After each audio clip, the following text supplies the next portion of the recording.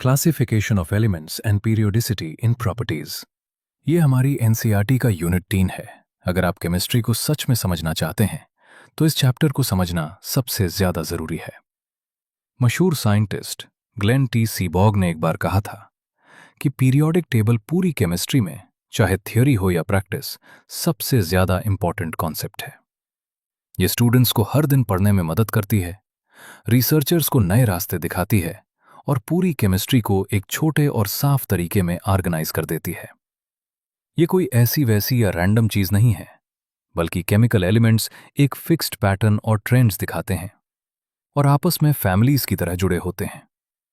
इसलिए अगर आपको इस दुनिया को समझना है और इसके बेसिक बिल्डिंग ब्लॉक्स यानी एलिमेंट्स को जानना है, तो पीरियोडिक टेबल को समझना ही होगा। इस पूरे यूनिट में हम देखेंगे कि आज हमारे पास जो पीरियोडिक टेबल है उसका इतिहास यानी हिस्टोरिकल डेवलपमेंट कैसे हुआ और मॉडर्न पीरियोडिक लॉ क्या है।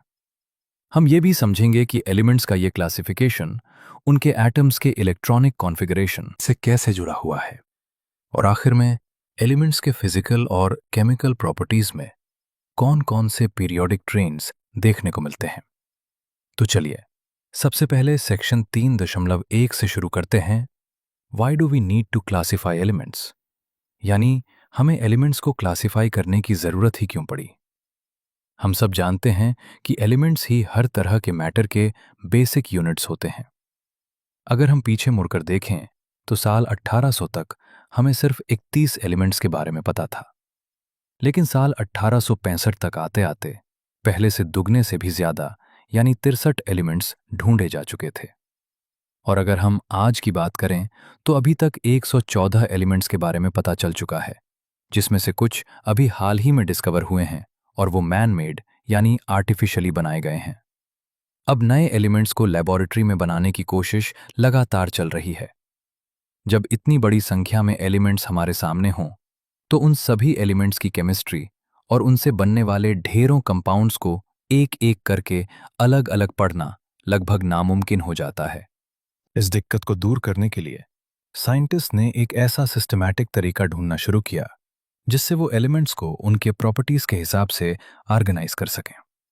इसका फायदा ये होता कि ना सिर्फ पहले से पता केमिकल फैक्ट्स को आसानी से याद रखा जा सकता था, बल्कि नए ढूंढे जाने वाले एलिमेंट्स के बारे में पहले से ही अंदाजा लगाया जा सकता था। अब आगे बढ़ते हैं सेक्शन 3.2 पर, जेनेसिस ऑफ पीरियोडिक क्लासिफिकेशन, यानी पीरियोडिक क्लासिफिकेशन की शुरुआत कैसे हुई। एलिमेंट्स को ग्रुप्स में बांटने और पीरियोडिक लॉ तक पहुंचने का काम एक दिन में नहीं हुआ, बल्कि ये कई साइंटिस्ट्स के लगातार एक्सपेरिमेंट्स और ऑब्जर्वेशंस का नतीजा है।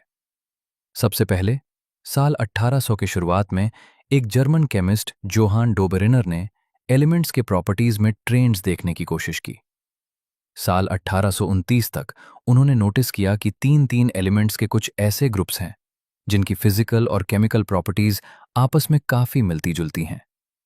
उन्होंने इन 3 एलिमेंट्स के ग्रुप्स को ट्राइड्स का नाम दिया। डोबेरेनर ने एक बहुत खास बात नोट की कि एक ट्राइड के अंदर जो बीच वाला एलिमेंट होता है उसका एटॉमिक वेट बाकी दोनों एलिमेंट्स के एटॉमिक वेट्स के सम का लगभग आधा होता है, यानी उनका अरिथमेटिक मीन होता है। साथ ही उस बीच वाले एलिमेंट की प्रॉपर्टीज भी बाकी दोनों एलिमेंट्स के बीच की होती हैं। इसको समझने के लिए हम डोबेरेनर के ट्राइड्स की टेबल को देखते हैं। इसमें पहला ट्राइड है लिथियम, सोडियम और पोटेशियम का। लिथियम का एटॉमिक वेट है 7 और पोटेशियम का है 39। जब आप 7 और 39 को जोड़कर 2 से डिवाइड करेंगे तो आएगा 23, जो कि ठीक सोडियम का एटॉमिक वेट है। दूसरा ट्राइड है कैल्शियम, स्ट्रोंशियम और बेरियम का, जहां उनके एटॉमिक वेट्स क्रमशः 40, 88 और 137 हैं।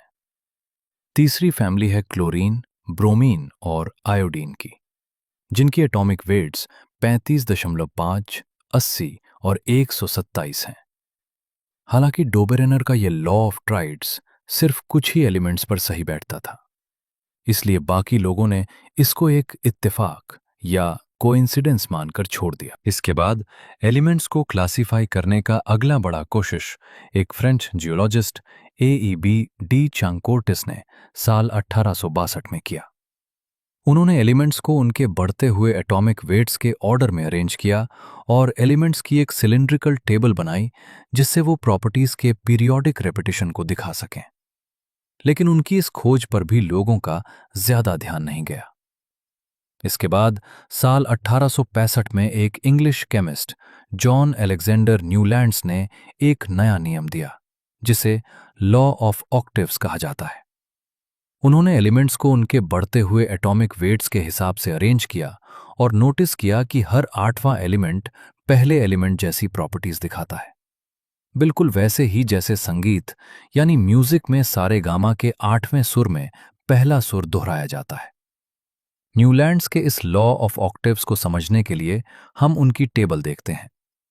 अगर हम लिथियम से शुरू करें जिसका एटॉमिक वेट 7 है, तो इसके बाद beryllium, boron, carbon, nitrogen, oxygen और फ्लोरीन आते हैं और 8वां एलिमेंट सोडियम होता है जिसका एटॉमिक वेट 23 है। लिथियम और सोडियम की प्रॉपर्टीज बिल्कुल मिलती हैं। इसके बाद अगला 8वां एलिमेंट पोटेशियम आता है जो सोडियम से मैच करता है।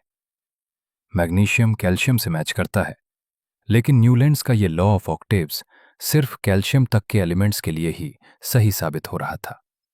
उससे आगे के भारी एलिमेंट्स पर यह नियम काम नहीं कर रहा था क्योंकि वहां प्रॉपर्टीज मैच नहीं हो रही थीं।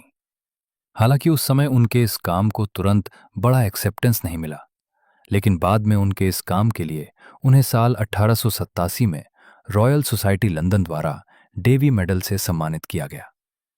पीरियोडिक लॉ को जैसा हम आज जानते हैं, उसकी असली शुरुआत रशियन केमिस्ट दिमित्री मेंडलेव और जर्मन केमिस्ट लोथर मेयर के काम से हुई, जो दोनों लगभग एक ही समय पर अलग अलग काम कर रहे थे।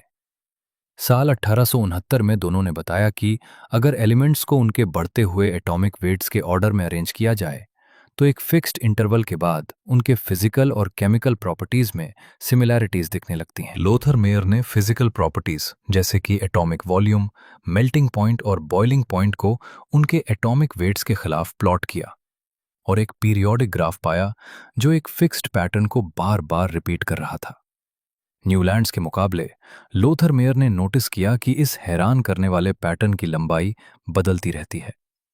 साल 1868 तक लोथर मेयर ने एलिमेंट्स की एक ऐसी टेबल तैयार कर ली थी जो लगभग आज के मॉडर्न पीरियोडिक टेबल से मिलती जुलती थी। लेकिन उनका ये काम दिमित्री मेंडलीव के काम से पहले पब्लिश नहीं हो पाया, इसलिए मॉडर्न पीरियोडिक टेबल के डेवलपमेंट का पूरा क्रेडिट मेंडलीव को दिया जाता है। मेंडलीव ने ही सबसे पहले पीरियोडिक लॉ को सबके सामने रखा, जिसका स्टेटमेंट था कि एलिमेंट्स की प्रॉपर्टीज उनके एटॉमिक वेट्स के बढ़ने के साथ एक फिक्स्ड पीरियोडिक पैटर्न फॉलो करती हैं, यानी the properties of the elements are a periodic function of their atomic weights. Mendeleev ने एलिमेंट्स को एक टेबल में हॉरिजॉन्टल रोज और वर्टिकल कॉलम्स में इस तरह से अरेंज किया कि जिन एलिमेंट्स की प्रॉपर्टीज मिलती जुलती थीं वो एक ही वर्टिकल कॉलम या ग्रुप में आ जाएं। मेंडलीव का एलिमेंट्स को क्लासिफाई करने का तरीका लोथर मेयर के मुकाबले कहीं ज्यादा गहरा और डिटेल में था। उन्होंने पीरियोडिसिटी के इस कॉन्सेप्ट को पूरी तरह समझा और एलिमेंट्स के केमिकल प्रॉपर्टीज पर ज्यादा ध्यान दिया, खासकर उन कंपाउंड्स के फार्मूलाज पर जो एलिमेंट्स ऑक्सीजन और हाइड्रोजन के साथ बनाते हैं, यानी उनके ऑक्साइड्स और हाइड्राइड्स के फार्मूलाज। मेंडलीव ने देखा कि कुछ एलिमेंट्स उनके इस एटॉमिक वेट के बढ़ते हुए सीक्वेंस में फिट नहीं बैठ रहे थे। अगर वो एटॉमिक वेट के स्ट्रिक्ट आर्डर को फॉलो करते तो मिलती जुलती प्रॉपर्टीज वाले एलिमेंट्स एक ग्रुप में नहीं आ पा रहे थे। इसलिए उन्होंने एटॉमिक वेट के नियम को थोड़ा साइड में रखकर प्रॉपर्टीज की सिमिलैरिटी को पहले प्रायोरिटी दी। उन्होंने उन एलिमेंट्स के एटॉमिक वेट्स को गलत माना जिनकी प्रॉपर्टीज उनके ग्रुप से मैच नहीं हो रही थीं और उन्हें सही जगह पर रखा। उदाहरण के लिए आयोडीन का एटॉमिक वेट टेल्यूरियम से कम होता है, फिर भी उन्होंने आयोडीन को ग्रुप 7 में फ्लोरीन, क्लोरीन, ब्रोमीन के साथ रखा क्योंकि आयोडीन की प्रॉपर्टीज उनसे मिलती थी, ना कि ग्रुप 6 के टेल्यूरियम से। इसके अलावा मेंडलीव ने एक बहुत ही हिम्मत वाला काम किया। उन्होंने अपनी टेबल में कुछ जगह खाली छोड़ दी और ये साफ कहा कि ये एलिमेंट्स अभी तक डिस्कवर नहीं हुए हैं, लेकिन फ्यूचर में जरूर मिलेंगे। उन्होंने उन खाली जगहों के एलिमेंट्स का नाम उनके ऊपर वाले एलिमेंट्स के आगे एका लगाकर रख दिया, जैसे एल्यूमिनियम के नीचे वाले एलिमेंट को उन्होंने एका एल्यूमिनियम कहा और सिलिकॉन के नीचे वाले को एका सिलिकॉन। मेंडलीव ने ना सिर्फ उन एलिमेंट्स के होने का अंदाजा लगाया, बल्कि उनकी प्रॉपर्टीज को भी पहले से ही प्रेडिक्ट कर दिया, जो बाद में बिल्कुल सच साबित हुई। हम टेबल 3.3 में देख सकते हैं कि मेंडलीव ने एका एल्यूमिनियम का एटॉमिक वेट 68 प्रेडिक्ट किया था और जब गैलियम मिला तो उसका वेट 70 निकला। उन्होंने डेंसिटी 5.9 प्रेडिक्ट की थी, जो एक्चुअल में 5.94 निकली।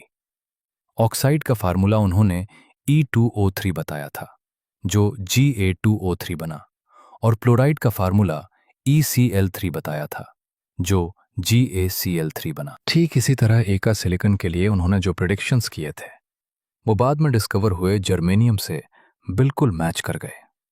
जहां उन्होंने atomic weight 72, density 5.5, oxide formula EO2 और क्लोराइड फार्मूला ECl4 प्रेडिक्ट किया था, और एक्चुअल में जर्मेनियम का वेट 72.6, डेंसिटी 5.36, GeO2 और GeCl4 मिला। मेंडलीव की जबरदस्त प्रेडिक्शन और उनकी सफलता ने उन्हें और उनकी पीरियोडिक टेबल को पूरी दुनिया में फेमस कर दिया, जिसे साल 1905 में पब्लिश किया गया था। अब हम चलते हैं सेक्शन 3.3 पर, modern periodic law and the present form of the periodic table. हमें यह ध्यान में रखना चाहिए कि जब मेंडलीव ने अपनी पीरियोडिक टेबल बनाई थी, तब तक किसी भी केमिस्ट को एटम के अंदर के स्ट्रक्चर यानी इलेक्ट्रॉन्स और प्रोटॉन्स के बारे में कुछ नहीं पता था। लेकिन 20वीं सेंचुरी के शुरुआत में सब एटॉमिक पार्टिकल्स के बारे में बड़ी खोजें हुई। साल 1913 में एक इंग्लिश फिजिसिस्ट हेनरी मोजले ने एलिमेंट्स के कैरेक्टरिस्टिक एक्सरे स्पेक्ट्रा पर एक्सपेरिमेंट्स किए। उन्होंने देखा कि जब उन्होंने एक्सरे की फ्रीक्वेंसी के स्क्वायर रूट यानी रूट न्यू को एलिमेंट्स के एटॉमिक नंबर Z के खिलाफ ग्राफ पर प्लॉट किया, तो उन्हें एक बिल्कुल सीधी रेखा यानी स्ट्रेट लाइन मिली।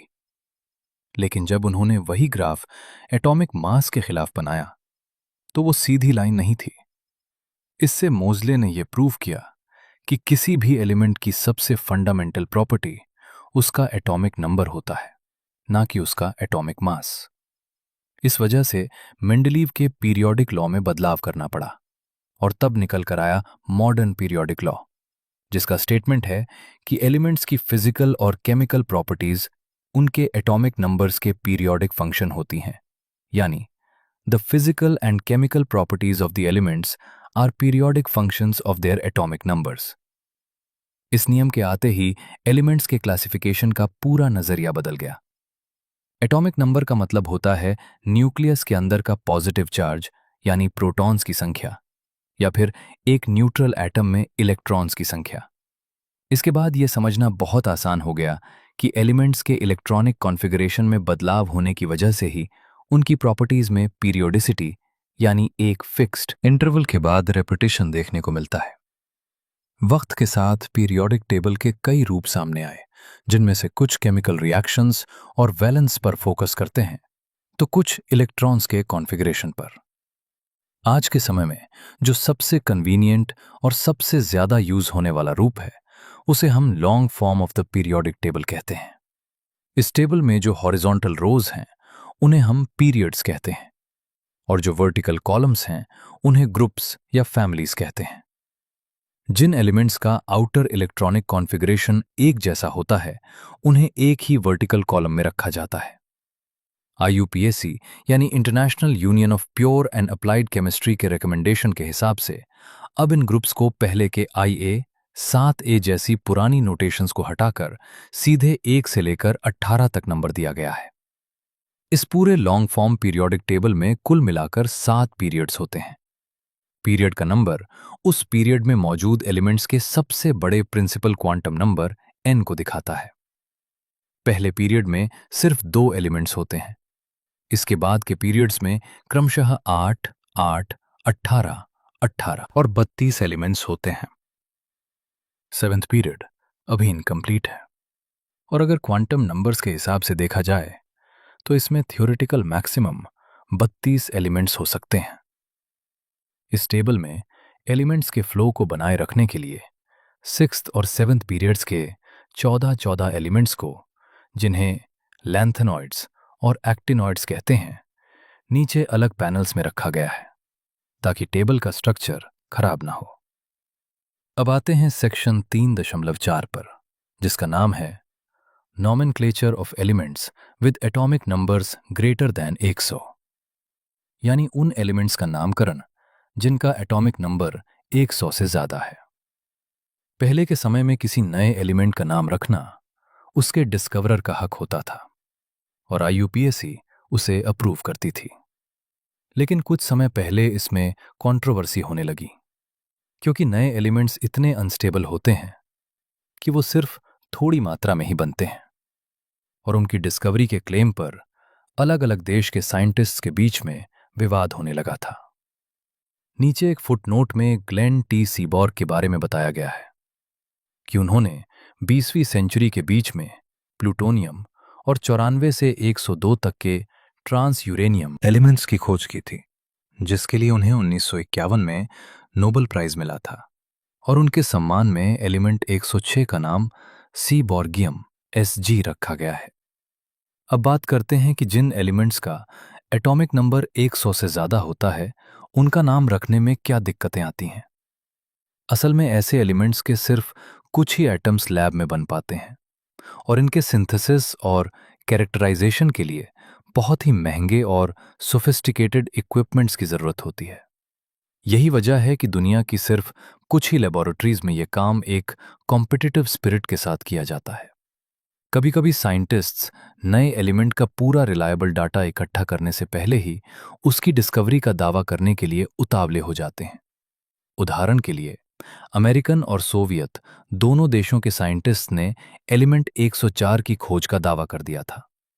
अमेरिकन्स ने इसका नाम रदरफोर्डियम रखा, जबकि सोवियत साइंटिस्ट ने इसे कुर्चातोवियम का नाम दे दिया। इस तरह की लड़ाई और प्रॉब्लम्स को दूर करने के लिए IUPAC ने एक रिकमेंडेशन दी कि जब तक किसी नए एलिमेंट की डिस्कवरी पूरी तरह प्रूव नहीं हो जाती और उसका नाम ऑफिशियली मान नहीं लिया जाता, तब तक उसका एक सिस्टमैटिक नोमेनक्लेचर किया जाएगा जो सीधे उसके एटॉमिक नंबर से निकलेगा। इसके लिए उन्होंने 0 और 1 से लेकर 9 तक के नंबर्स के लिए कुछ न्यूमेरिकल रूट्स दिए हैं, जो हमें टेबल 3.4 में देखने को मिलते हैं। इन रूट्स को एटॉमिक नंबर के डिजिट्स के हिसाब से एक ऑर्डर में रखा जाता है और आखिरी में EM जोड़ दिया जाता है। टेबल 3.4 में हम देख सकते हैं कि 0 के लिए निल, 1 के लिए अन, 2 के लिए बाई, 3 के लिए ट्राई, 4 के लिए क्वाड, 5 के लिए पेंट, 6 के लिए हेक्स, 7 के लिए सेप्ट, 8 के लिए ऑक्ट और 9 के लिए N का इस्तेमाल होता है, और इनके एब्रिविएशंस क्रमशः N, U, B, T, Q, P, H, S, O और E हैं। अब अगर हम टेबल 3.5 को देखें तो 100 से ऊपर वाले एलिमेंट्स के नाम इसी तरीके से रखे गए हैं, जैसे 101 को अननिल अनियम यानी अननिल अनियम कहा जाता है, जिसका सिंबल UNU है, और IUPAC ऑफिशियल नाम मेंडेलेवियम है, जिसका सिंबल MD है। इसी तरह 102 अननिल्बियम, 103 अननिल ट्रायम, 104 अननिल क्वाडियम, 105 अननिल पेंटियम, 106 अननिल हेक्सियम, 107 अननिल सेप्टियम, 108 अननिल ऑक्टियम। इनके ऑफिशियल IUPAC नाम क्रमशः nobelium, lawrencium, rutherfordium, dubnium, seaborgium, bohrium, hassium, meitnerium, darmstadtium, roentgenium, copernicium, nihonium, flerovium, moscovium, livermorium, tennessine और ऑर्गनेसन है। इस तरह से नए एलिमेंट को पहले 3 लेटर्स का एक टेम्परेरी सिंबल और नाम मिलता है, और बाद में IUPAC के हर देश के रिप्रेजेंटेटिव्स वोटिंग के जरिए उसका एक परमानेंट नाम और सिंबल तय करते हैं। ये परमानेंट नाम उस देश के नाम पर हो सकता है जहां वो डिस्कवर हुआ, या फिर किसी महान साइंटिस्ट को ट्रिब्यूट देने के लिए रखा जा सकता है। अभी तक 118 तक के एटॉमिक नंबर वाले सभी एलिमेंट्स डिस्कवर हो चुके हैं और आईयूपीएसी ने इनके ऑफिशियल नाम भी अनाउंस कर दिए हैं।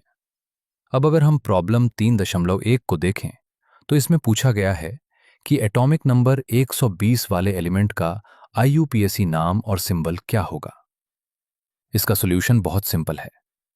टेबल 3.4 से 1, 2 और 0 के लिए रूट्स क्रमशः अन, बाई और निल है, इसलिए इसका नाम अनबाइनिलियम होगा और इसका सिंबल UBN बन जाएगा। अब हम चलते हैं सेक्शन 3.5 पर, electronic configurations of elements and the periodic table.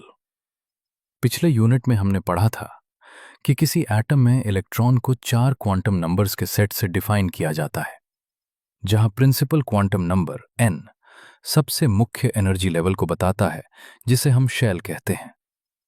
हमने यह भी पढ़ा था कि इलेक्ट्रॉनों को अलग अलग सब शेल्स यानी ऑर्बिटल्स जैसे s, p, d और f में कैसे भरा जाता है। किसी एटम के ऑर्बिटल्स में इलेक्ट्रॉनों के इसी डिस्ट्रीब्यूशन को हम उसका इलेक्ट्रॉनिक कॉन्फ़िगरेशन कहते हैं। पीरियोडिक टेबल में किसी भी एलिमेंट की पोजीशन सीधे इस बात पर डिपेंड करती है कि उसके आखिरी ऑर्बिटल में क्वांटम नंबर्स की वैल्यू क्या है। इस सेक्शन में हम एलिमेंट्स के इलेक्ट्रॉनिक कॉन्फ़िगरेशन और पीरियोडिक टेबल के लॉन्ग फॉर्म के बीच एक सीधा कनेक्शन देखेंगे। सबसे पहले बात करते हैं सब सेक्शन ए की, जो है इलेक्ट्रॉनिक कॉन्फ़िगरेशंस इन पीरियड्स।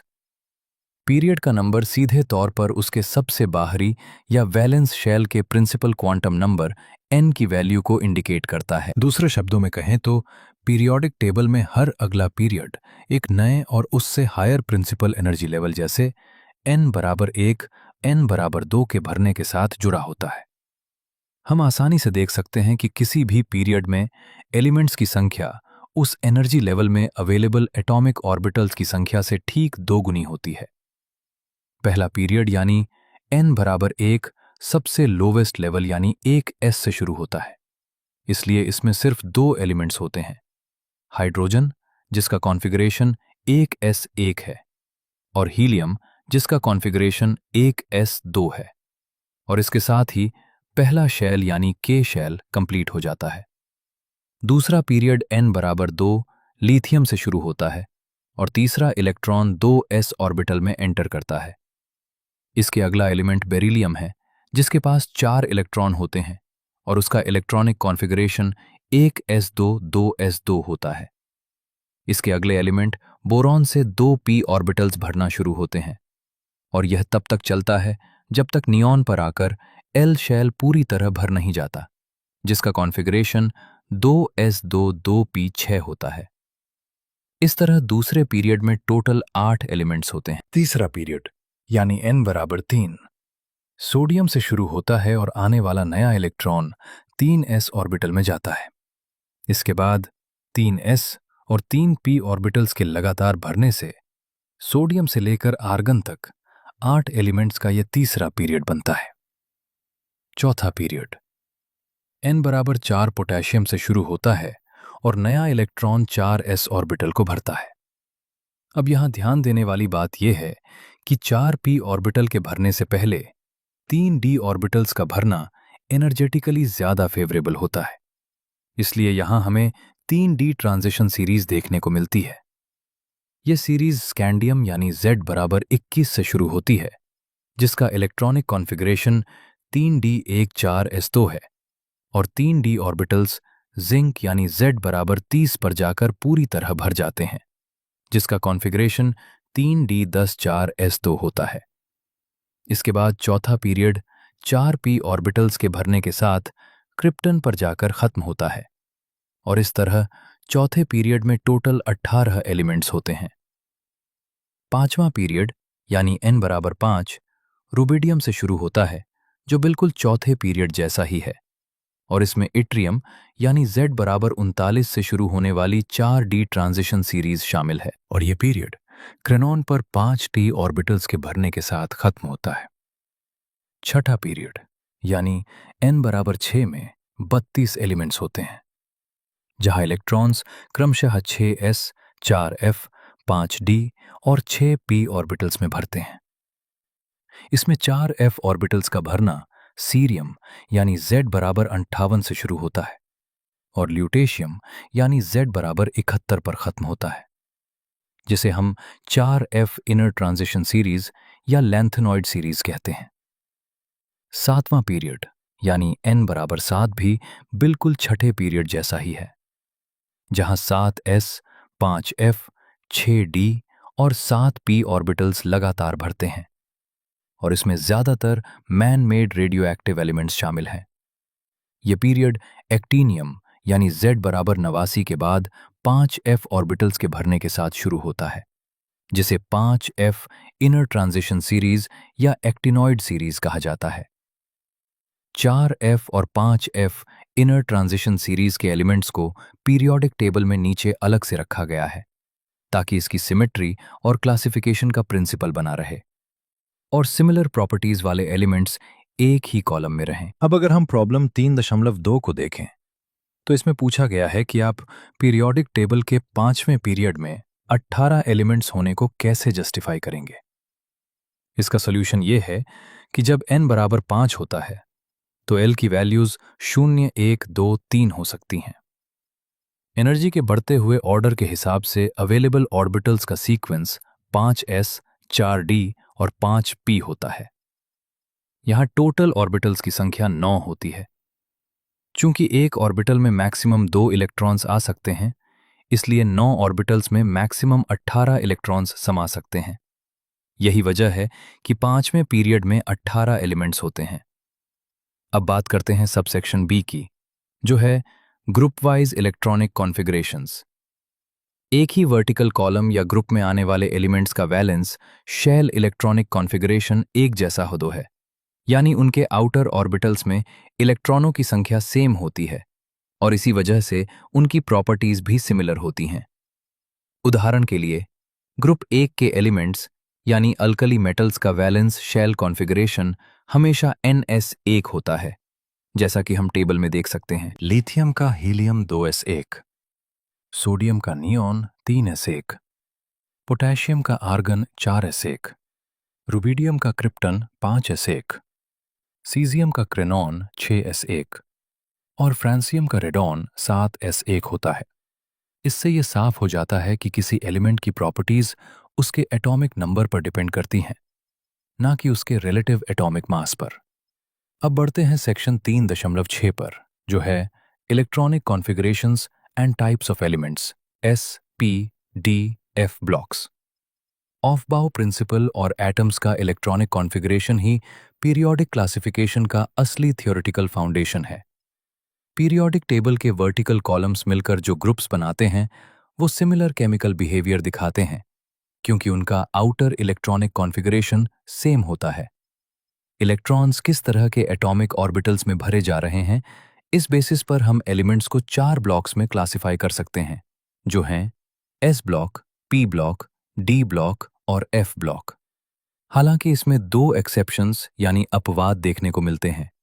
पहला है हीलियम, जो स्ट्रिक्टली देखा जाए तो S ब्लॉक का होना चाहिए, क्योंकि इसका कॉन्फ़िगरेशन 1s2 है, लेकिन इसे P ब्लॉक के ग्रुप 18 के नोबल गैसेस के साथ रखा गया है, क्योंकि इसका वैलेंस शेल पूरी तरह भरा हुआ है और इसकी प्रॉपर्टीज बाकी नोबल गैसेस जैसी हैं।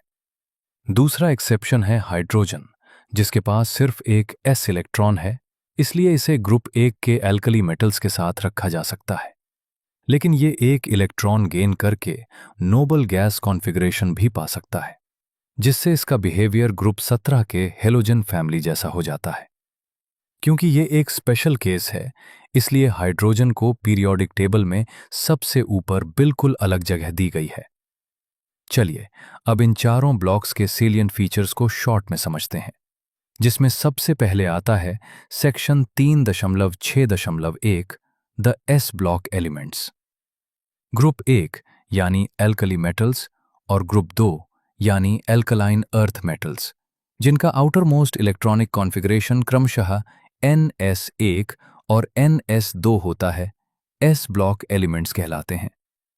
ये सभी बहुत ही रिएक्टिव मेटल्स होते हैं जिनकी आयनाइजेशन एंथैल्पी काफ़ी कम होती है। ये आसानी से अपना सबसे बाहरी इलेक्ट्रॉन लूज करके ग्रुप 1 के केस में 1 प्लस आयन और ग्रुप 2 के केस में 2 प्लस आयन बना लेते हैं। ग्रुप में नीचे जाने पर इनका मेटालिक कैरेक्टर और रिएक्टिविटी दोनों बढ़ती जाती है। बहुत ज़्यादा रिएक्टिव होने की वजह से ये कभी भी नेचर में प्योर फॉर्म में नहीं मिलते। लिथियम और बेरिलियम को छोड़कर एस ब्लॉक के बाकी एलिमेंट्स के कंपाउंड्स प्रेडोमिनेंटली आयनिक होते हैं। इसके बाद आता है section 3.6.2 the P block elements. P block elements में ग्रुप 13 से लेकर 18 तक के एलिमेंट शामिल हैं। जब इन्हें एस ब्लॉक एलिमेंट्स के साथ मिला दिया जाता है तो इन्हें रिप्रेजेंटेटिव एलिमेंट्स या मेन ग्रुप एलिमेंट्स कहा जाता है। इनका आउटर मोस्ट इलेक्ट्रॉनिक कॉन्फ़िगरेशन हर पीरियड में NS2NP1 से लेकर NS2NP6 तक वेरी करता है। हर पीरियड के एंड में एक नोबल गैस होती है जिसका वैलेंस शेल NS2NP6 कॉन्फ़िगरेशन के साथ पूरी तरह क्लोज्ड होता है। नोबल गैसेस के इस स्टेबल अरेंजमेंट में से इलेक्ट्रॉनों को निकालना या जोड़ना बहुत मुश्किल होता है, इसलिए इनकी केमिकल रिएक्टिविटी बहुत कम होती है।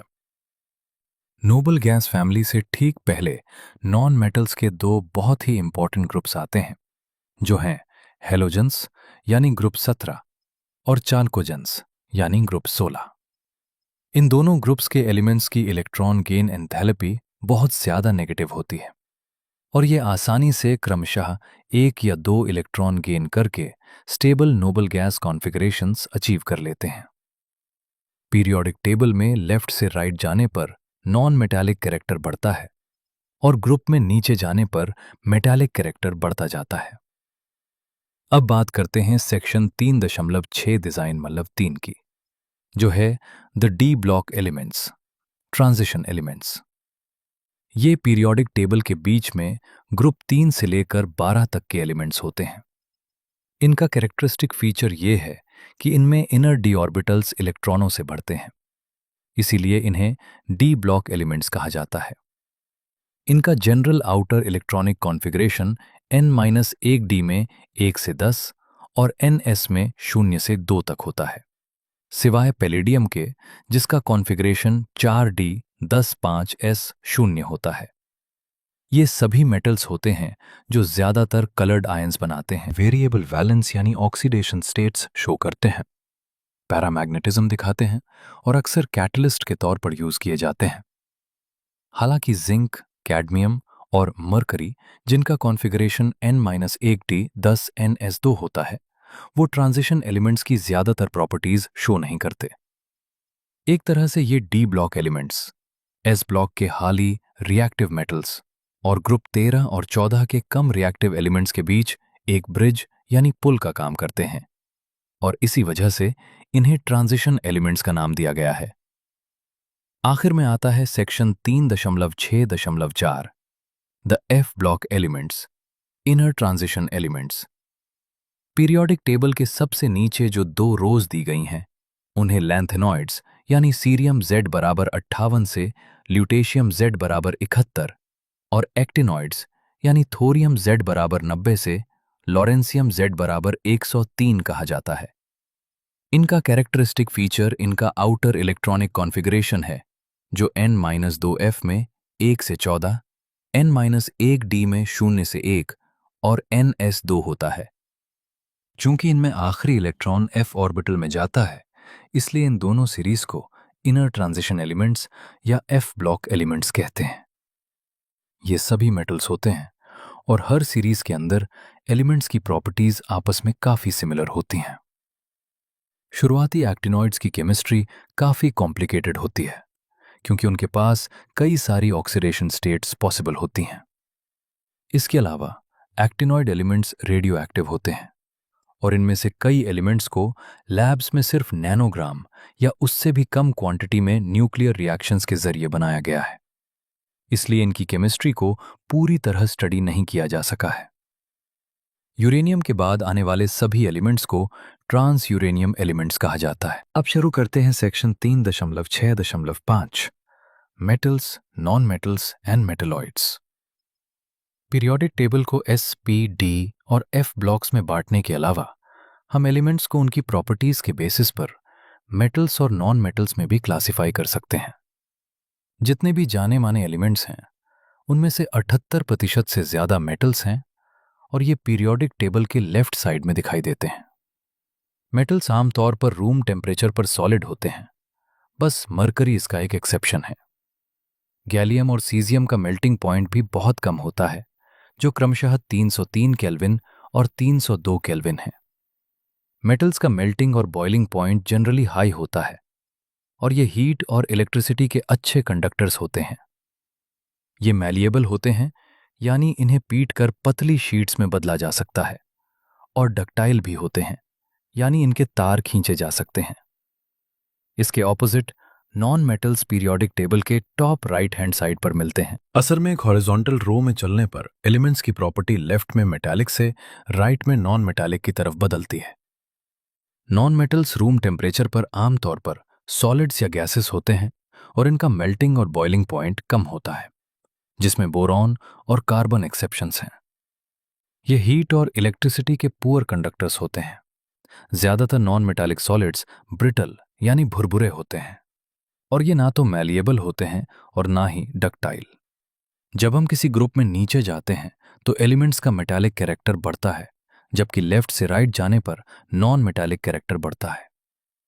मेटालिक से नॉन मेटालिक की तरफ होने वाला ये चेंज अचानक नहीं होता, जैसा कि हम पीरियोडिक टेबल में बनी एक मोटी जिगजैग लाइन से देख सकते हैं। इस लाइन के बॉर्डर पर आने वाले एलिमेंट्स जैसे सिलिकॉन, जर्मेनियम, आर्सेनिक, एंटीमनी और टेल्यूरियम ऐसी प्रॉपर्टीज शो करते हैं जो मेटल्स और नॉन मेटल्स दोनों के बीच की होती हैं। इन एलिमेंट्स को हम सेमी मेटल्स या मेटलॉइड्स कहते हैं। अब प्रॉब्लम 3.4 को देखें तो इसमें सिलिकॉन, बेरिलियम, मैग्नीशियम, सोडियम और फास्फोरस को उनके बढ़ते हुए मेटालिक कैरेक्टर के ऑर्डर में अरेंज करना है। इसका सॉल्यूशन बहुत सिंपल है। चूंकि मेटालिक कैरेक्टर ग्रुप में नीचे जाने पर बढ़ता है और पीरियड में राइट जाने पर घटता है, इसलिए सही बढ़ता हुआ ऑर्डर फास्फोरस, फिर सिलिकॉन, फिर बेरिलियम, फिर मैग्नीशियम और सबसे ज्यादा सोडियम होगा। अब आगे बढ़ते हैं सेक्शन 3.7 पर, periodic trends in properties of elements. Periodic table में जब हम किसी ग्रुप में नीचे जाते हैं या किसी पीरियड में लेफ्ट से राइट बढ़ते हैं तो एलिमेंट्स की फिजिकल और केमिकल प्रॉपर्टीज में कई सारे पैटर्न्स दिखाई देते हैं। उदाहरण के लिए, एक पीरियड के अंदर केमिकल रिएक्टिविटी ग्रुप 1 के मेटल्स में बहुत हाई होती है, फिर टेबल के बीच में आते आते ये कम हो जाती है और ग्रुप 17 के नॉन मेटल्स तक पहुंचते पहुंचते फिर से मैक्सिमम हो जाती है। इसी तरह रिप्रेजेंटेटिव मेटल्स यानी अल्कली मेटल्स के ग्रुप में नीचे जाने पर रिएक्टिविटी बढ़ती है, जबकि नॉन मेटल्स यानी हेलोजेंस के ग्रुप में नीचे जाने पर रिएक्टिविटी घटती है। लेकिन एलिमेंट्स की प्रॉपर्टीज ऐसे ट्रेंड्स क्यों शो करती हैं और हम इस पीरियोडिसिटी को कैसे समझा सकते हैं? इन सवालों का जवाब जानने के लिए हमें एटॉमिक स्ट्रक्चर की थियोरीज और एटम की प्रॉपर्टीज को समझना होगा। इस सेक्शन में हम कुछ खास फिजिकल और केमिकल प्रॉपर्टीज के पीरियोडिक ट्रेंड्स को नंबर ऑफ इलेक्ट्रॉन्स और एनर्जी लेवल्स के टर्म्स में समझेंगे। सब सेक्शन 3.7.1 में हम ट्रेंड्स इन फिजिकल प्रॉपर्टीज की बात करेंगे। एलिमेंट्स की कई सारी फिजिकल प्रॉपर्टीज होती हैं, जैसे मेल्टिंग और boiling points, heats of fusion and vaporization और एनर्जी ऑफ एटमाइजेशन, जो पीरियोडिक वेरिएशंस शो करती हैं। लेकिन यहां हम मुख्य रूप से atomic and ionic radii, ionization enthalpy, electron gain enthalpy और इलेक्ट्रॉन नेगेटिविटी के पीरियोडिक ट्रेंड्स को डिस्कस करेंगे। सबसे बात करते हैं पार्ट ए की, जो है एटॉमिक रेडियस। आप खुद सोच सकते हैं कि किसी एटम का साइज पता करना एक गेंद की रेडियस नापने से कहीं ज्यादा कॉम्प्लिकेटेड है। ऐसा इसलिए है क्योंकि पहली बात तो एटम का साइज बहुत ही छोटा होता है, लगभग 1.2 एंगस्ट्रॉम यानी 1.2 गुना 10 की पावर -10 मीटर रेडियस के बराबर। दूसरी बात यह है कि एटम के चारों तरफ जो इलेक्ट्रॉन क्लाउड होता है उसकी कोई शार्प बाउंड्री नहीं होती। इसलिए किसी अकेले एटम का साइज एकदम प्रिसाइजली नापना पॉसिबल नहीं है। हालांकि हम कंबाइंड स्टेट में एटम्स के बीच की डिस्टेंस को जानकर उसके एटॉमिक साइज का एक एस्टिमेट लगा सकते हैं। एक तरीका यह है कि जब दो नॉन मेटालिक एटम्स एक कोवेलेंट मॉलिक्यूल में सिंगल बॉन्ड से जुड़े हों तो उनके बीच की डिस्टेंस को नापकर उसका आधा कर दिया जाए, जिसे हम कोवेलेंट रेडियस कहते हैं। उदाहरण के लिए क्लोरीन मॉलिक्यूल में दो क्लोरीन एटम्स के बीच की बॉन्ड डिस्टेंस 198 पिकोमीटर होती है और इसका आधा यानी 99 पिकोमीटर क्लोरीन का एटॉमिक रेडियस मान लिया जाता है। मेटल्स के केस में हम मेटालिक रेडियस टर्म का यूज करते हैं, जिसे मेटालिक क्रिस्टल में दो एडजेसेंट मेटल कोर्स के बीच की इंटरन्यूक्लियर डिस्टेंस का आधा माना जाता है। जैसे सॉलिड कॉपर में दो पास पास वाले कॉपर एटम्स के बीच की डिस्टेंस 256 पिकोमीटर होती है, इसलिए कॉपर का मेटालिक रेडियस इसका आधा यानी 128 पिकोमीटर तय किया जाता है। इस बुक में सिंप्लिसिटी के लिए हम कोवेलेंट और मेटालिक दोनों के लिए एटॉमिक रेडियस टर्म का ही यूज करेंगे, जिसे एक्सरे या दूसरे स्पेक्ट्रोस्कोपिक मेथड से नापा जा सकता है। टेबल 3.6 में कुछ एलिमेंट्स के एटॉमिक रेडियाई दिए गए हैं, जहां दो ट्रेंड्स बिल्कुल साफ नजर आते हैं। पहला ट्रेंड यह है कि एक पीरियड में लेफ्ट से राइट जाने पर एटॉमिक साइज जनरली घटता है, जैसा कि हम फिगर 3.4 में सेकेंड पीरियड के एलिमेंट्स के ग्राफ में देख सकते हैं।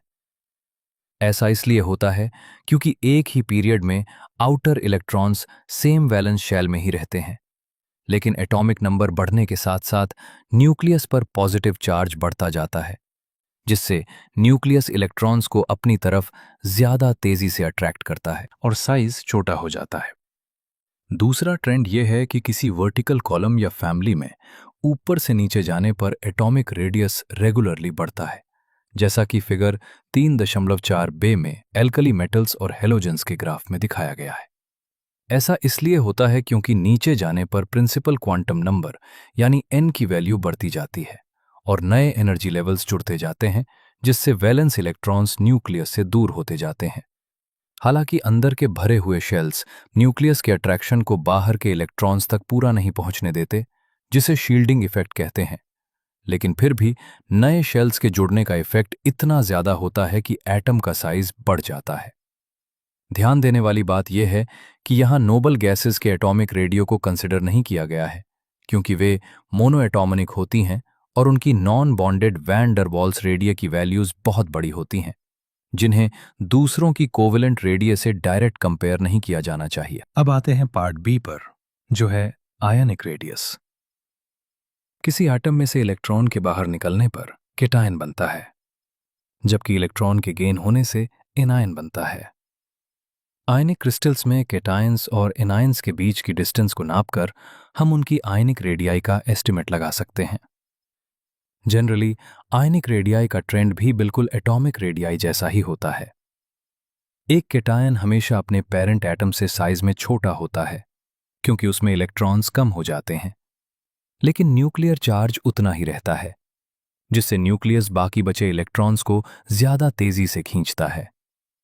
इसके ऑपोजिट एक एनायन का साइज हमेशा उसके पेरेंट एटम से बड़ा होता है, क्योंकि एक या ज्यादा इलेक्ट्रॉन्स जुड़ने से इलेक्ट्रॉनों के बीच रिपल्शन बढ़ जाता है और इफेक्टिव न्यूक्लियर चार्ज कम हो जाता है, जिससे आयन का साइज एक्सपैंड हो जाता है। जैसे फ्लोराइड आयन का साइज 136 पिकोमीटर है, जबकि फ्लोरीन एटम सिर्फ 64 पिकोमीटर का होता है।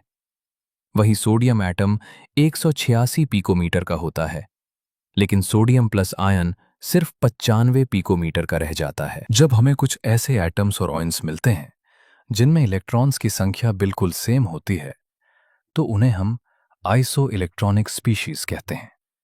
उदाहरण के लिए O2-, F-, Na+ और Mg2+, इन सब में 10 इलेक्ट्रॉन्स होते हैं, लेकिन इनके अलग अलग न्यूक्लियर चार्ज की वजह से इनकी रेडियली अलग होती है। जिस पर जितना ज्यादा पॉजिटिव चार्ज होगा, उसका न्यूक्लियस इलेक्ट्रॉन्स को उतना ही ज्यादा खींचेगा और उसका साइज उतना ही छोटा होगा। और जिस पर जितना ज्यादा नेगेटिव चार्ज होगा उसका साइज उतना ही बड़ा होगा।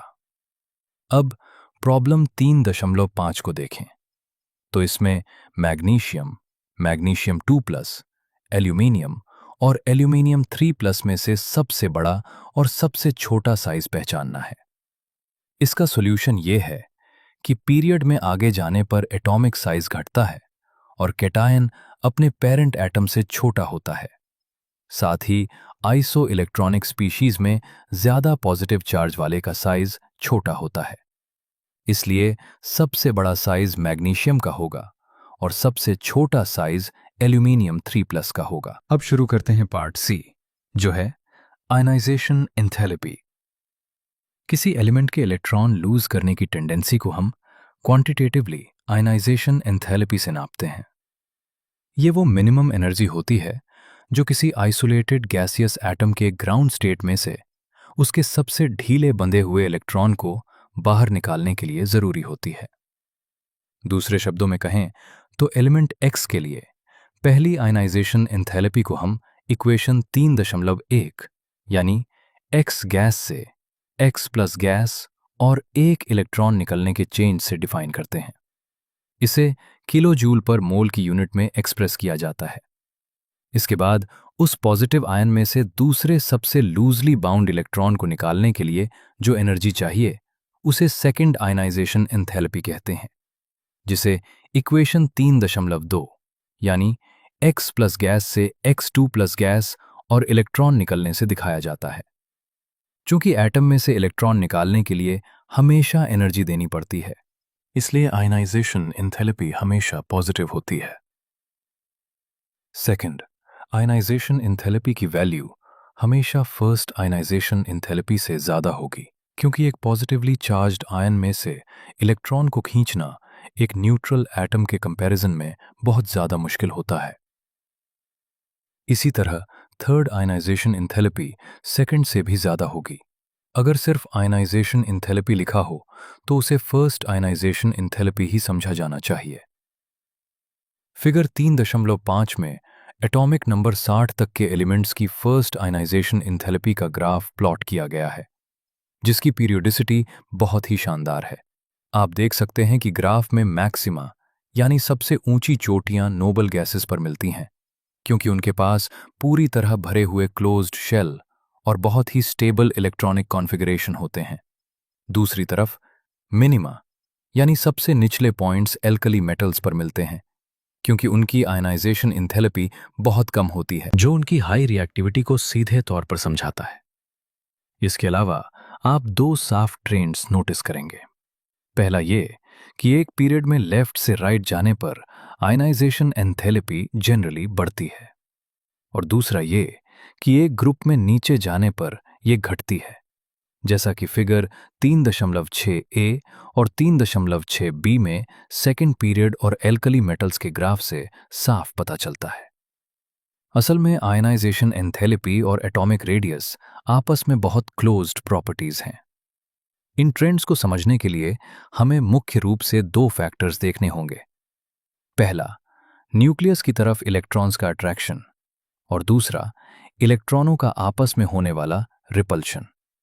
इन दोनों फैक्टर्स के कंबाइंड इफेक्ट की वजह से ही आउटर इलेक्ट्रॉन्स पर लगने वाला इफेक्टिव न्यूक्लियर चार्ज डिसाइड होता है, जो आयनाइजेशन एंथैल्पी के इन ट्रेंड्स को पूरी तरह गवर्न करता है। किसी एटम में वैलेंस इलेक्ट्रॉन पर लगने वाला एक्चुअल न्यूक्लियर चार्ज हमेशा न्यूक्लियस के असली चार्ज से थोड़ा कम होता है, और ऐसा इसलिए होता है क्योंकि अंदर के शेल्स में मौजूद इलेक्ट्रॉन्स उस बाहर वाले वैलेंस इलेक्ट्रॉन को न्यूक्लियस से छुपाते हैं, जिसे हम शील्डिंग या स्क्रीनिंग इफेक्ट कहते हैं।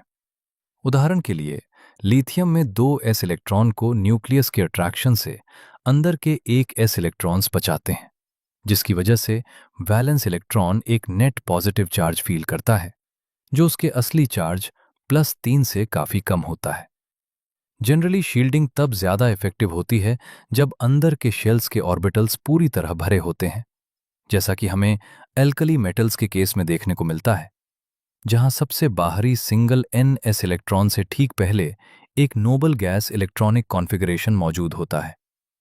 जब हम सेकेंड पीरियड में लिथियम से फ्लोरीन की तरफ बढ़ते हैं तो आने वाले नए electrons same principal quantum level के ऑर्बिटल्स में ही जुड़ते हैं और अंदर के कोर इलेक्ट्रॉन्स का शील्डिंग इफेक्ट उतना नहीं बढ़ पाता जो न्यूक्लियस के बढ़ते हुए अट्रैक्शन को बैलेंस कर सके।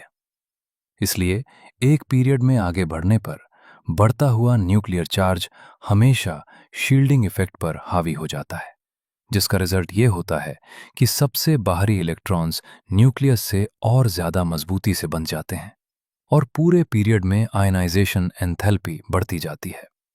इसके ऑपोजिट, जब हम किसी ग्रुप में नीचे की तरफ जाते हैं तो सबसे बाहरी इलेक्ट्रॉन न्यूक्लियस से बहुत दूर होता जाता है, जिसकी वजह से अंदर के लेवल्स के इलेक्ट्रॉनों का शील्डिंग इफेक्ट काफी बढ़ जाता है। इस केस में शील्डिंग का बढ़ना न्यूक्लियर चार्ज के बढ़ने से ज्यादा असरदार होता है। इसलिए ग्रुप में नीचे जाने पर बाहरी इलेक्ट्रॉन को निकालने के लिए बहुत कम एनर्जी की जरूरत पड़ती है। अगर हम ग्राफ को ध्यान से देखें तो हमें दिखेगा कि बोरॉन की पहली आयनाइजेशन एंथैल्पी बेरिलियम से थोड़ी कम होती है, भले ही बोरॉन का न्यूक्लियर चार्ज ज्यादा है। इसका रीजन ये है कि जब हम सेम प्रिंसिपल क्वांटम लेवल की बात करते हैं तो एक s इलेक्ट्रॉन न्यूक्लियस की तरफ p इलेक्ट्रॉन के कंपैरिजन में ज्यादा अट्रैक्टेड रहता है। बेरिलियम में जो इलेक्ट्रॉन निकाला जाता है वो s इलेक्ट्रॉन होता है, जबकि बोरॉन में निकाला जाने वाला इलेक्ट्रॉन वो p इलेक्ट्रॉन होता है। न्यूक्लियस की तरफ 2s इलेक्ट्रॉन का पेनिट्रेशन 2p इलेक्ट्रॉन से कहीं ज्यादा होता है। इसलिए बोरॉन का 2p इलेक्ट्रॉन अंदर के एक s इलेक्ट्रॉनों द्वारा बेरिलियम के 2s इलेक्ट्रॉन के कंपैरिजन में ज्यादा शील्डेड रहता है। यही वजह है कि बेरिलियम के 2s इलेक्ट्रॉन को निकालने के मुकाबले बोरॉन के 2p इलेक्ट्रॉन को निकालना काफी आसान हो जाता है और इसीलिए बोरॉन की फर्स्ट आयनाइजेशन एंथैल्पी बेरिलियम से कम होती है। ऐसा ही एक और अपवाद हमें ऑक्सीजन और नाइट्रोजन के बीच देखने को मिलता है, जहां ऑक्सीजन की पहली आयनाइजेशन एंथैल्पी नाइट्रोजन से कम होती है। ये इसलिए होता है क्योंकि नाइट्रोजन एटम में तीनों 2p इलेक्ट्रॉन्स अलग अलग एटॉमिक ऑर्बिटल्स में अकेले रहते हैं, जो हुन्स रूल के मुताबिक बहुत स्टेबल है, जबकि ऑक्सीजन एटम में 4 2p इलेक्ट्रॉनों में से 2 इलेक्ट्रॉन्स को सेम 2p ऑर्बिटल में रहना पड़ता है, जिससे उनके बीच इलेक्ट्रॉन इलेक्ट्रॉन रिपल्शन बढ़ जाता है। इसी रिपल्शन की वजह से ऑक्सीजन से चौथे 2p इलेक्ट्रॉन को निकालना नाइट्रोजन से एक इलेक्ट्रॉन निकालने के मुकाबले काफी आसान हो जाता है। अब प्रॉब्लम 3.6 को देखें तो इसमें सोडियम, मैग्नीशियम और सिलिकॉन की फर्स्ट आयनाइजेशन एंथैल्पी क्रमशः 496, 737 और 786 दी गई है और एल्यूमिनियम के लिए प्रेडिक्ट करना है कि ये 575 होगी या 760 होगी। इसका सॉल्यूशन ये है कि एल्यूमिनियम की वैल्यू 575 के ज्यादा क्लोज होगी, क्योंकि 3s इलेक्ट्रॉनों द्वारा 3p इलेक्ट्रॉन का इफेक्टिव शील्डिंग होने की वजह से एल्यूमिनियम की आयनाइजेशन एंथैल्पी मैग्नीशियम से कम होनी चाहिए। अब शुरू करते हैं सबसेक्शन डी, जिसका नाम है इलेक्ट्रॉनिक गेन एंथैल्पी। जब किसी न्यूट्रल गैसियस एटम में एक इलेक्ट्रॉन जोड़ा जाता है ताकि उसे एक नेगेटिव आयन यानी एनायन में बदला जा सके, तो इस पूरे प्रोसेस में जो एंथैल्पी चेंज होता है उसे हम इलेक्ट्रॉन गेन एंथैल्पी कहते हैं। इलेक्ट्रॉन गेन एंथैल्पी हमें ये बताती है कि कोई एटम कितनी आसानी से इलेक्ट्रॉन एक्सेप्ट करके एनायन बना सकता है, जिसे हम इक्वेशन 3.3 यानी x गैस प्लस इलेक्ट्रॉन से x माइनस गैस बनने के रूप में दिखाते हैं। किसी एलिमेंट के लिए इलेक्ट्रॉन जोड़ने का ये प्रोसेस एंडोथर्मिक भी हो सकता है और एक्सोथर्मिक भी। बहुत से एलिमेंट्स में जब इलेक्ट्रॉन जुड़ता है तो एनर्जी रिलीज होती है और उस केस में इलेक्ट्रॉन गेन एंथैल्पी नेगेटिव होती है। उदाहरण के लिए ग्रुप 17 के एलिमेंट्स यानी हेलोजन्स की इलेक्ट्रॉन गेन एंथैल्पी बहुत ज्यादा नेगेटिव होती है, क्योंकि वे सिर्फ एक इलेक्ट्रॉन लेकर बहुत ही stable noble gas configuration achieve कर सकते हैं। दूसरी तरफ नोबल गैसेस की इलेक्ट्रॉन गेन एंथैल्पी बहुत ज्यादा पॉजिटिव होती है, क्योंकि आने वाले नए इलेक्ट्रॉन को अगले हायर प्रिंसिपल क्वांटम लेवल में जाना पड़ता है। जो एक बहुत ही अनस्टेबल इलेक्ट्रॉनिक कॉन्फ़िगरेशन बनाता है। हमें यह भी ध्यान रखना चाहिए कि पीरियोडिक टेबल में ऊपर राइट साइड की तरफ जाने पर नोबल गैसेस से ठीक पहले वाले एलिमेंट्स की इलेक्ट्रॉन गेन एंथैल्पी की नेगेटिव वैल्यूज बहुत हाई होती हैं। अगर हम इलेक्ट्रॉन गेन एंथैल्पी के वेरिएशन को देखें तो ये आयनाइजेशन एंथैल्पी जितना सिस्टमैटिक नहीं होता। एक जनरल रूल के मुताबिक किसी पीरियड में लेफ्ट से राइट जाने पर एटॉमिक नंबर बढ़ने के साथ साथ इलेक्ट्रॉन गेन एंथैल्पी ज़्यादा नेगेटिव होती जाती है, क्योंकि इफेक्टिव न्यूक्लियर चार्ज बढ़ता है और छोटे एटम में आने वाला इलेक्ट्रॉन पॉजिटिवली चार्ज्ड न्यूक्लियस के ज़्यादा क्लोज होता है। वहीं किसी ग्रुप में ऊपर से नीचे जाने पर इलेक्ट्रॉन गेन एंथैल्पी कम नेगेटिव होनी चाहिए, क्योंकि एटम का साइज बढ़ता है और नया इलेक्ट्रॉन न्यूक्लियस से दूर होता जाता है, जैसा कि टेबल 3.7 में दिखता है। हालांकि यहाँ एक बड़ा एक्सेप्शन है। ऑक्सीजन या फ्लोरीन की इलेक्ट्रॉन गेन एंथैल्पी उनके ठीक नीचे आने वाले सल्फर या क्लोरीन से कम नेगेटिव होती है। इसका कारण यह है कि जब कोई इलेक्ट्रॉन ऑक्सीजन या फ्लोरीन में जोड़ा जाता है तो वो बहुत ही छोटे n=2 क्वांटम लेवल में जाता है, जहां पहले से मौजूद इलेक्ट्रॉन्स के बीच बहुत ज्यादा रिपल्शन होता है। इसके ऑपोजिट जब इलेक्ट्रॉन सल्फर या क्लोरीन में जाता है तो वो बड़े n=3 क्वांटम लेवल में एंटर करता है, जहां स्पेस ज्यादा होने की वजह से इलेक्ट्रॉन इलेक्ट्रॉन रिपल्शन बहुत कम होता है। अब प्रॉब्लम 3.7 में फॉस्फोरस, सल्फर, क्लोरीन और फ्लोरीन में से सबसे ज्यादा नेगेटिव और सबसे कम नेगेटिव इलेक्ट्रॉन गेन एंथैल्पी पहचानी है। इसका सॉल्यूशन ये है कि पीरियड में लेफ्ट से राइट जाने पर यह ज्यादा नेगेटिव होती है और ग्रुप में नीचे जाने पर कम नेगेटिव होती है। लेकिन छोटे साइज के रिपल्शन की वजह से क्लोरीन की इलेक्ट्रॉन गेन एंथैल्पी सबसे ज्यादा नेगेटिव होगी और फॉस्फोरस की सबसे कम नेगेटिव होगी। अब बात करते हैं सबसेक्शन ई की, जो है इलेक्ट्रोनेगेटिविटी। किसी केमिकल कंपाउंड में किसी एटम द्वारा शेयर्ड पेयर ऑफ इलेक्ट्रॉन्स को अपनी तरफ अट्रैक्ट करने की रिलेटिव एबिलिटी को इलेक्ट्रोनेगेटिविटी कहते हैं। आयनाइजेशन एंथैल्पी या इलेक्ट्रॉन गेन एंथैल्पी की तरह ये कोई मेजरेबल क्वांटिटी नहीं है, यानी इसे डायरेक्ट नापा नहीं जा सकता। फिर भी एलिमेंट्स की इलेक्ट्रोनेगेटिविटी को बताने के लिए कई न्यूमेरिकल स्केल्स बने हैं, जैसे पॉलिंग स्केल, मुलिकन-जाफे स्केल और ऑलरेड-रोचो स्केल। इनमें से सबसे ज्यादा यूज पॉलिंग स्केल का होता है, जिसे अमेरिकन साइंटिस्ट लिनस पॉलिंग ने 1922 में दिया था। उन्होंने फ्लोरीन को आर्बिट्रेरी तरीके से 4.0 की वैल्यू दी, क्योंकि फ्लोरीन में इलेक्ट्रॉनों को अट्रैक्ट करने की एबिलिटी सबसे ज्यादा होती है। टेबल 3.8 और 3.8 में अलग अलग पीरियड्स और ग्रुप्स की इलेक्ट्रोनेगेटिविटी वैल्यूज दी गई हैं, जिससे ये साफ पता चलता है कि पीरियोडिक टेबल में किसी पीरियड में लेफ्ट से राइट जाने पर इलेक्ट्रोनेगेटिविटी बढ़ती है, जैसे लिथियम की 1.0 से बढ़कर फ्लोरीन की 4.0 हो जाती है। वहीं किसी ग्रुप में ऊपर से नीचे जाने पर इलेक्ट्रोनेगेटिविटी घटती है, जैसे लिथियम की 1.0 से घटकर सीजियम की 0.7 रह जाती है। फिगर 3.7 में पीरियोडिक टेबल के इन सभी ट्रेंड्स को बहुत ही सुंदर एरो डायग्राम्स के जरिए समराइज किया गया है, जिससे आप atomic radius, electronegativity, ionization enthalpy और इलेक्ट्रॉन गेन एंथैल्पी के बीच का सीधा रिलेशन विजुअलाइज कर सकते हैं। हम देख सकते हैं कि नॉन मेटालिक एलिमेंट्स में इलेक्ट्रॉन गेन करने की बहुत स्ट्रॉन्ग टेंडेंसी होती है। इसलिए इलेक्ट्रोनेगेटिविटी का सीधा रिलेशन एलिमेंट्स के नॉन मेटालिक प्रॉपर्टीज से होता है।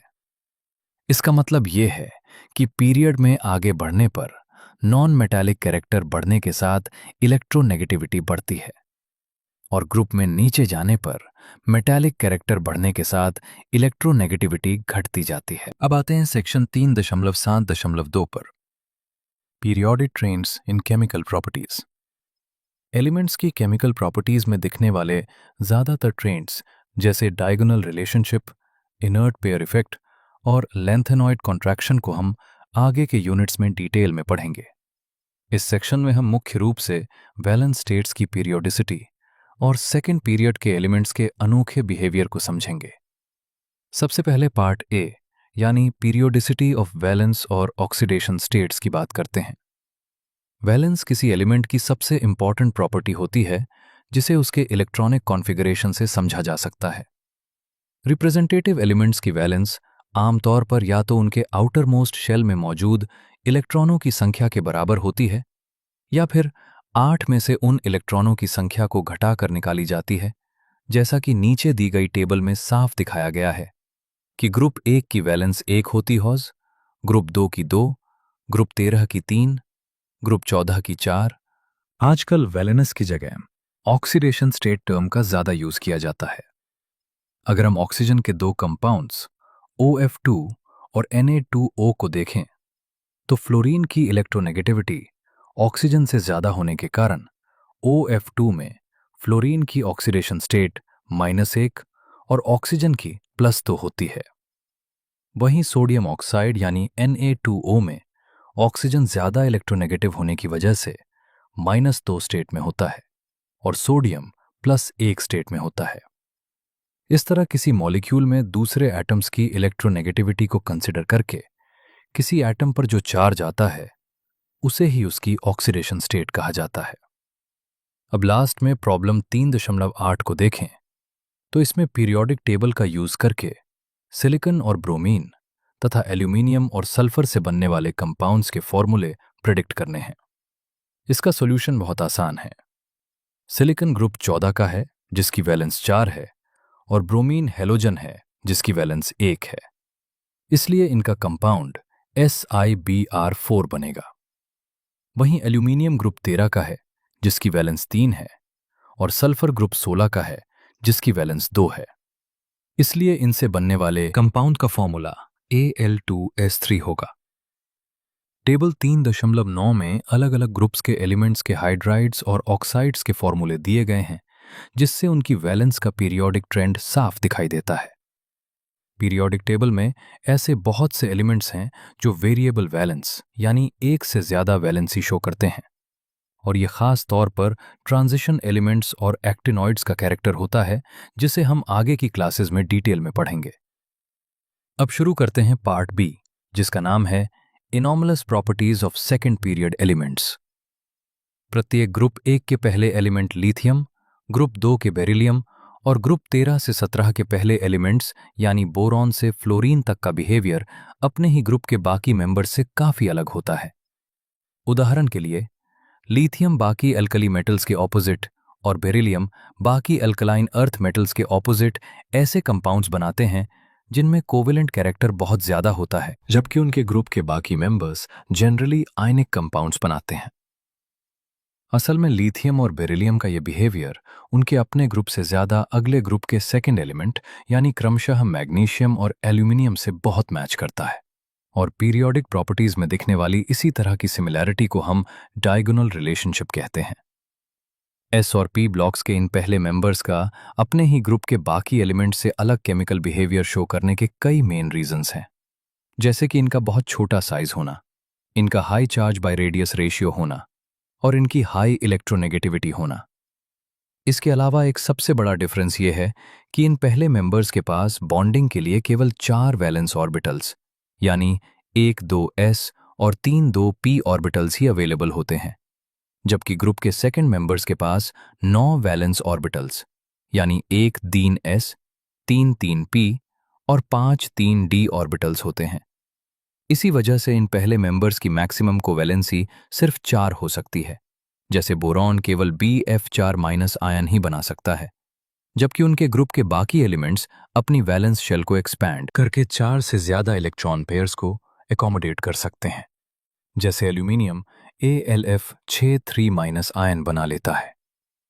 साथ ही P ब्लॉक के ये पहले मेंबर्स अपने खुद के साथ p मल्टीपल बॉन्ड्स बनाने की बहुत स्ट्रॉन्ग एबिलिटी रखते हैं, जैसे कार्बन कार्बन डबल और ट्रिपल बॉन्ड या नाइट्रोजन नाइट्रोजन डबल और ट्रिपल बॉन्ड, और दूसरे सेकेंड पीरियड के एलिमेंट्स के साथ भी ये मल्टीपल बॉन्ड्स बना लेते हैं, जैसे कार्बन ऑक्सीजन, कार्बन नाइट्रोजन और नाइट्रोजन ऑक्सीजन डबल बॉन्ड्स। जो कि उसी ग्रुप के नीचे वाले भारी एलिमेंट्स में जनरली नहीं देखा जाता। अब आगे बढ़ते हैं सब सेक्शन 3.7.3 पर, जिसका नाम है periodic trends and chemical reactivity. हमने अब तक एटॉमिक और ionic radii, ionization enthalpy, electron gain enthalpy और वैलेंस जैसी कुछ फंडामेंटल प्रॉपर्टीज के पीरियोडिक ट्रेंड्स को अच्छे से देखा है। और हम ये जान चुके हैं कि एलिमेंट्स की पीरियोडिसिटी सीधे तौर पर उनके इलेक्ट्रॉनिक कॉन्फ़िगरेशन से जुड़ी होती है। यानी सभी केमिकल और फिजिकल प्रॉपर्टीज असल में एलिमेंट्स के इलेक्ट्रॉनिक कॉन्फ़िगरेशन का ही रिफ्लेक्शन होती हैं। अब हम इन फंडामेंटल प्रॉपर्टीज और एलिमेंट्स की केमिकल रिएक्टिविटी के बीच के रिलेशन को समझेंगे। जैसा कि हम जानते हैं, किसी पीरियड में लेफ्ट से राइट जाने पर एटॉमिक और आयनिक रेडियाई जनरली घटती है, और इसका सीधा नतीजा ये होता है कि पूरे पीरियड में आयनाइजेशन एंथैल्पी बढ़ती जाती है और इलेक्ट्रॉन गेन एंथैल्पी ज्यादा नेगेटिव होती जाती है। दूसरे शब्दों में कहें तो किसी पीरियड के बिल्कुल लेफ्ट वाले एलिमेंट की आयनाइजेशन एंथैल्पी सबसे कम होती है और बिल्कुल राइट वाले यानी हेलोजन एलिमेंट की इलेक्ट्रॉन गेन एंथैल्पी सबसे ज्यादा नेगेटिव। यहाँ नोबल गैसेस को एक्सेप्शन माना जाता है क्योंकि उनके शेल्स पूरी तरह भरे होते हैं। इसका रिजल्ट ये होता है कि पीरियोडिक टेबल के दोनों कोनों पर मौजूद एलिमेंट्स की केमिकल रिएक्टिविटी सबसे हाई होती है और बीच वाले एलिमेंट्स की रिएक्टिविटी सबसे कम होती है। लेफ्ट साइड के एलिमेंट्स यानी अल्कली मेटल्स इलेक्ट्रॉन लूज करके बहुत आसानी से कैटायन बना लेते हैं, जबकि राइट साइड के एलिमेंट्स यानी हेलोजन्स इलेक्ट्रॉन गेन करके बहुत आसानी से एनायन बना लेते हैं। इस प्रॉपर्टी को हम एलिमेंट्स के रिड्यूसिंग और ऑक्सीडाइजिंग बिहेवियर से भी रिलेट कर सकते हैं, जिसे आगे पढ़ा जाएगा। लेकिन यहाँ इसे सीधे तौर पर एलिमेंट्स के मेटालिक और नॉन मेटालिक कैरेक्टर से जोड़ा जा सकता है। यानी मेटालिक कैरेक्टर लेफ्ट में मैक्सिमम होता है, जो राइट की तरफ जाने पर घटता है, और नॉन मेटालिक कैरेक्टर लेफ्ट से राइट जाने पर बढ़ता जाता है। किसी एलिमेंट की केमिकल रिएक्टिविटी को उसके ऑक्सीजन और हेलोजन्स के साथ होने वाले रिएक्शंस से सबसे अच्छे से समझा जा सकता है। यहाँ हम एलिमेंट्स के ऑक्सीजन के साथ रिएक्शन की बात करेंगे। एक पीरियड के दोनों कोनों पर मौजूद एलिमेंट्स ऑक्सीजन के साथ बहुत आसानी से कंबाइन होकर ऑक्साइड्स बनाते हैं। पीरियोडिक टेबल के बिल्कुल लेफ्ट वाले एलिमेंट्स जो ऑक्साइड्स बनाते हैं, वे बहुत स्ट्रांगली बेसिक होते हैं, जैसे सोडियम ऑक्साइड, जबकि बिल्कुल राइट वाले एलिमेंट्स के ऑक्साइड्स बहुत ज्यादा एसिडिक होते हैं, जैसे डाइक्लोरीन हेप्टाऑक्साइड। पीरियोडिक टेबल के बिल्कुल बीच में आने वाले एलिमेंट्स के ऑक्साइड्स या तो एम्फोटेरिक होते हैं, यानी वे एसिड और बेस दोनों की तरह बिहेव करते हैं, जैसे एल्यूमिनियम ऑक्साइड और आर्सेनिक ऑक्साइड, या फिर वे न्यूट्रल होते हैं, यानी उनका कोई एसिडिक या बेसिक कैरेक्टर नहीं होता, जैसे कार्बन मोनोऑक्साइड, नाइट्रिक ऑक्साइड और nitrous oxide. Amphoteric oxides base के साथ एसिड की तरह और एसिड के साथ बेस की तरह रिएक्ट करते हैं, जबकि न्यूट्रल ऑक्साइड्स में ऐसी कोई प्रॉपर्टी नहीं होती। अब प्रॉब्लम 3.10 को देखें तो इसमें केमिकल रिएक्शन के जरिए शो करना है कि सोडियम ऑक्साइड एक बेसिक ऑक्साइड है और डाइक्लोरीन हेप्टाऑक्साइड एक एसिडिक ऑक्साइड है। इसका सॉल्यूशन बहुत सीधा है। सोडियम ऑक्साइड जब पानी के साथ रिएक्ट करता है तो वो एक स्ट्रॉन्ग बेस यानी सोडियम हाइड्रोक्साइड बनाता है, और डाइक्लोरीन हेप्टाऑक्साइड जब पानी के साथ रिएक्ट करता है तो वो एक स्ट्रॉन्ग एसिड यानी परक्लोरिक एसिड बनाता है। इनके इस बेसिक और एसिडिक नेचर को हम लिटमस पेपर के जरिए क्वालिटेटिवली टेस्ट भी कर सकते हैं। अगर हम ट्रांजिशन मेटल्स यानी 3D सीरीज की बात करें तो पूरे पीरियड में आगे बढ़ने पर उनके एटॉमिक रेडियाई में होने वाला चेंज रिप्रेजेंटेटिव एलिमेंट्स के कंपैरिजन में बहुत कम होता है, और इनर ट्रांजिशन मेटल्स यानी 4F सीरीज में तो ये चेंज और भी ज्यादा छोटा होता है। इन एलिमेंट्स की आयनाइजेशन एंथैल्पी की वैल्यूज S ब्लॉक और P ब्लॉक के एलिमेंट्स के बीच की होती हैं, जिसके कारण ये एलिमेंट्स ग्रुप 1 और ग्रुप 2 के मेटल्स के कंपैरिजन में कम इलेक्ट्रोपॉजिटिव होते हैं। जब हम किसी ग्रुप में ऊपर से नीचे की तरफ जाते हैं तो एटॉमिक और आयनिक रेडियाई में होने वाले इंक्रीज की वजह से जनरली आयनाइजेशन एंथैल्पी में एक रेगुलर डिक्रीज दिखाई देता है, और साथ ही इलेक्ट्रॉन गेन एंथैल्पी की वैल्यूज भी कम नेगेटिव होती जाती हैं। इसका सीधा मतलब यह है कि किसी ग्रुप में नीचे जाने पर एलिमेंट्स का मेटालिक कैरेक्टर लगातार बढ़ता जाता है और उनका नॉन मेटालिक कैरेक्टर घटता जाता है। इस ट्रेंड को हम एलिमेंट्स की रिड्यूसिंग और ऑक्सीडाइजिंग प्रॉपर्टीज से बहुत आसानी से रिलेट कर सकते हैं, जो उनके एटॉमिक साइज और आयनाइजेशन एंथैल्पी पर डिपेंड करती हैं।